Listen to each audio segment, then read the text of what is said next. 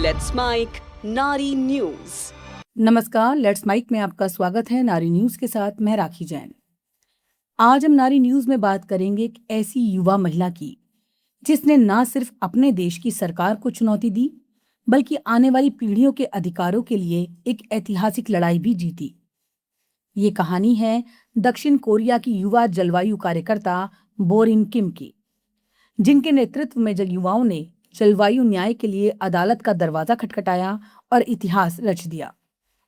ये सिर्फ एक मुकदमा नहीं था, बल्कि ये उस पीढ़ी की आवाज थी जो अपने भविष्य को सुरक्षित देखना चाहती है। दक्षिण कोरिया जैसे तकनीकी रूप से विकसित देश में भी जलवायु संकट एक गंभीर चुनौती बन चुका है। बढ़ते तापमान, असामान्य मौसम और पर्यावरणीय असंतुलन ने वहां के युवाओं को ये सोचने पर मजबूर किया कि अगर अभी आवाज नहीं उठाई गई तो आने वाले समय में जीवन और भी कठिन हो जाएगा।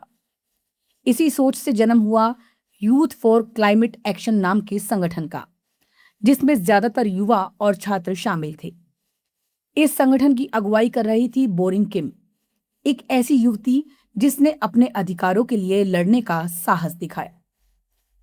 बोरिन किम का संघर्ष केवल व्यक्तिगत नहीं था, बल्कि ये सामूहिक जिम्मेदारी का प्रतीक था। उन्होंने ये सवाल उठाया कि जब सरकारें जलवायु परिवर्तन के खतरों को जानती हैं, तो फिर ठोस कदम क्यों नहीं उठाए जा रहे? क्यों केवल घोषणाएं की जाती हैं, लेकिन जमीन पर बदलाव नहीं दिखता?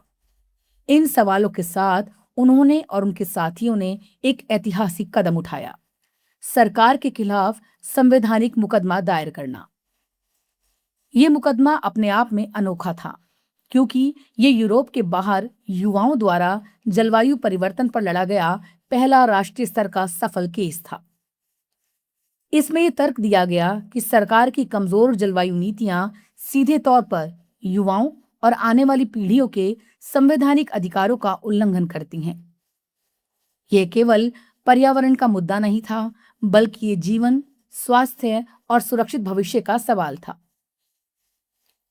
अगस्त 2024 में दक्षिण कोरिया के संवैधानिक न्यायालय ने एक ऐतिहासिक फैसला सुनाया। अदालत ने माना कि सरकार की वर्तमान जलवायु नीति पर्याप्त नहीं है और ये भविष्य की पीढ़ियों के अधिकारों का उल्लंघन करती है। ये फैसला न केवल दक्षिण कोरिया के लिए, बल्कि पूरी दुनिया के लिए एक संदेश था कि जलवायु न्याय अब केवल एक विचार नहीं, बल्कि एक संवैधानिक अधिकार बन चुका है। अदालत ने सरकार को निर्देश दिया कि वो अपने जलवायु लक्ष्यों को केवल कागजों तक सीमित न रखे, बल्कि उन्हें कानूनी रूप से बाध्यकारी बनाए।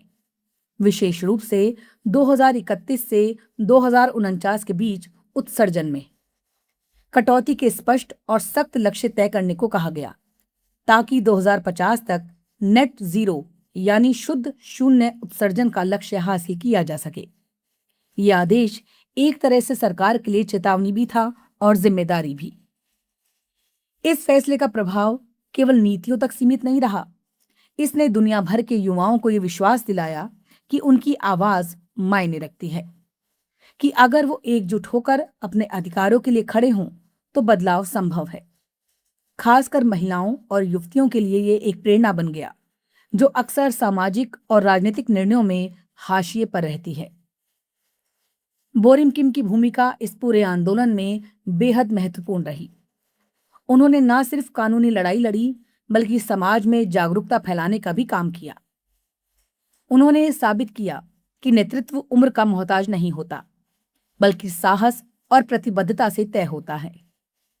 उनकी कहानी ये भी दिखाती है कि महिलाएं केवल घर या समाज तक सीमित नहीं हैं, बल्कि वो वैश्विक मुद्दों पर भी निर्णायक भूमिका निभा सकती हैं। 2026 में बोरिन किम और उनके संगठन को गोल्डमैन पर्यावरण पुरस्कार से सम्मानित किया गया। ये पुरस्कार पर्यावरण के क्षेत्र में नोबेल के समान माना जाता है और इसे उन लोगों को दिया जाता है जिन्होंने जमीनी स्तर पर महत्वपूर्ण बदलाव किए हैं। ये सम्मान केवल एक उपलब्धि नहीं, बल्कि उनके संघर्ष की वैश्विक मान्यता है।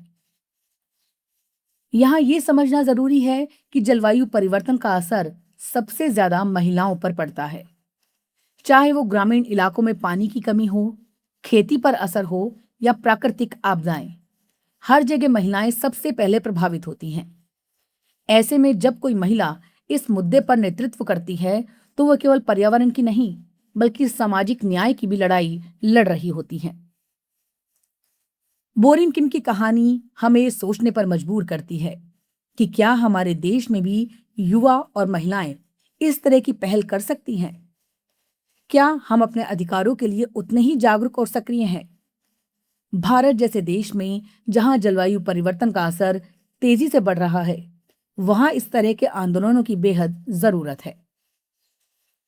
ये कहानी हमें ये सिखाती है कि बदलाव केवल सरकारों से नहीं आता बल्कि समाज से आता है। जब लोग जागरूक होते हैं, सवाल पूछते हैं और अपने अधिकारों के लिए खड़े होते हैं, तभी वास्तविक परिवर्तन संभव होता है। और जब इस बदलाव की अगुवाई महिलाएं करती हैं तो उसका प्रभाव और भी व्यापक होता है। आज नारी न्यूज में हम जिस कहानी को देख रहे हैं वो केवल एक देश या एक व्यक्ति की कहानी नहीं है।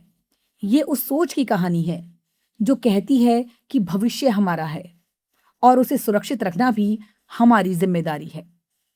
ये कहानी हमें ये विश्वास दिलाती है कि अगर इरादे मजबूत हों तो कोई भी चुनौती बड़ी नहीं होती।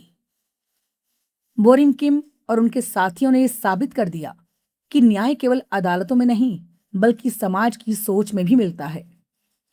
उन्होंने दिखाया कि युवा पीढ़ी केवल दर्शक नहीं बल्कि परिवर्तन की वाहक है, और जब ये परिवर्तन महिलाओं के नेतृत्व में होता है तो वो और भी सशक्त बन जाता है।